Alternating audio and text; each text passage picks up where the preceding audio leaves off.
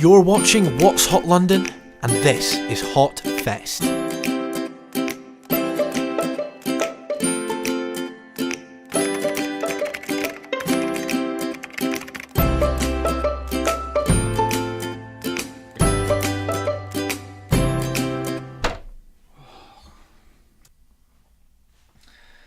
It's Valentine's Day, again. I'm trying to find something to buy for my girlfriend, but I just hate everything. I mean, this doesn't say, I love you. This says, well, I had to get you something, because otherwise I'd feel bad. I mean, how did we get to this? I'm sure we didn't sit on Amazon in the 1300s looking for some chocolates to buy. How did we get to where we are today? Well, to find out, we have to go backwards in time, all the way back to Saint Valentine himself. The legend of Saint Valentine goes like this. He's imprisoned for performing weddings for soldiers, which is illegal at the time, and then he's brought in front of Emperor Claudius II. Stupidly, he tries to convert Emperor Claudius and is sentenced to death.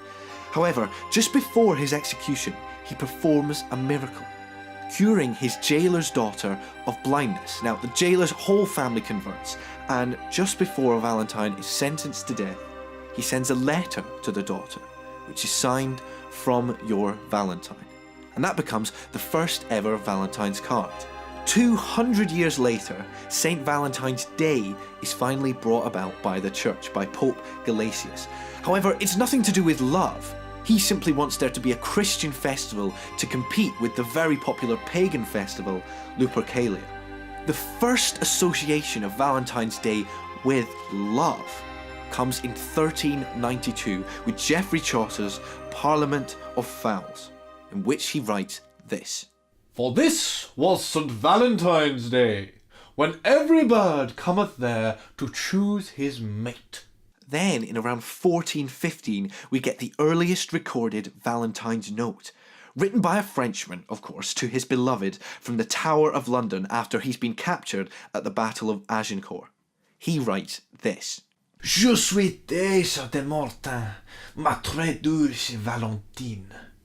We have to wait until 1784 for the first recorded use of this iconic piece of Valentine's poetry. The rose is red, the violet's blue. The honey is sweet, and so are you. Around this time, we also see Valentine's cards being more commonly passed around. They're still homemade at this point, with cards decorated with symbols of flowers and Cupid, and maybe some poetry inside. However, it's when the Industrial Revolution rolls around that Valentine's Day starts to look a bit more like the hellscape that we know today. Finally, cards are mass-produced, Royal Mail is there to deliver them, and Cadbury even comes out with the first heart-shaped box of chocolates. So, all that's left is for the Americans to get involved, and that happens in around the 19th century. By 1913, when Hallmark has released its first Valentine's card, Valentine's Day is dead. And from then to now, companies have looked for more ways to stiff money out of us, taking the love notes of Victorian Britons and French prisoners of war and adding flowers and jewellery and chocolate and dinner and more flowers, and not to mention making the cards themselves tacky as hell. But what's worse is that we let them get away with it. They invented cultural traditions for a profit, and we just let them do it. We don't buy Valentine's gifts because we want to. We buy Valentine's gifts because we don't want to face the consequences if we don't. And that's what Valentine's Day is all about. Well, not anymore.